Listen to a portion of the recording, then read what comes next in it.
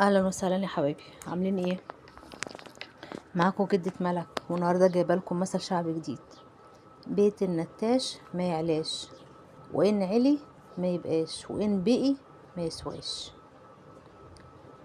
والمثل ده من الامثال المصرية العميقة اللي فيها نقد اجتماعي ساخر، وبيعبر عن حكمة شعبية مبنية على ملاحظة الناس وتجارب الحياة.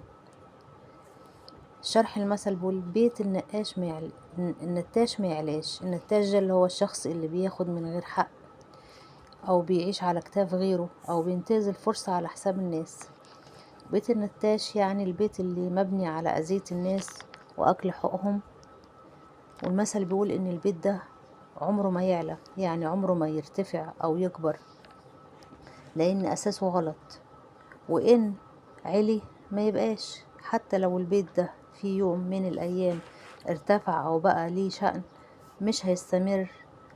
يعني النجاح اللي مبني على الغش والظلم عمره قصير. وإن بقي ما يسواش، ولو فضل قائم وموقعش، وده نادر، لكن لازم هيقع، مش هيكون ليه قيمة، لأن مهما استمر الناس عارفة أصله، وعارفة إنه مش محترم أو مش نضيف. وده بيعرفنا إن اللي أساسه غلط مهما بان عليه النجاح أو القوة، في النهاية إما هيقع أو الناس مش هتحترمه.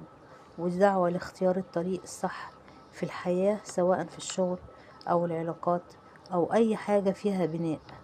ويا رب يا حبايبي يكون المثل عجبكم، واستنوني في مثل جديد، واكتبوا لي رأيكم في التعليقات، ودوسوا لايك وفعلوا الجرس.